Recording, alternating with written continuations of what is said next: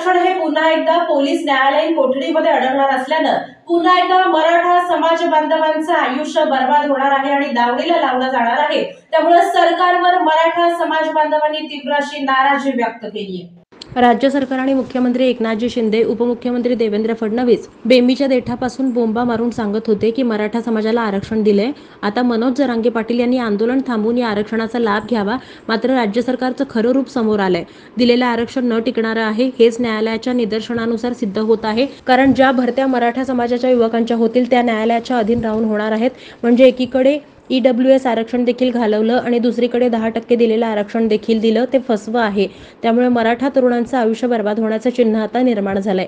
या सरकारचा खरा चेहरा आता समोर आलेला असून केवळ निवडणुकीत मराठ्यांची मतं मिळवण्यासाठी सरकारनं आरक्षणाचं गाजर दाखवल्याचं स्पष्ट दिल्यामुळं या सरकारला आता कात्रजचा घाट दाखवण्यासाठी मराठ्यांनी एकत्र येण्याचं ठरवलंय।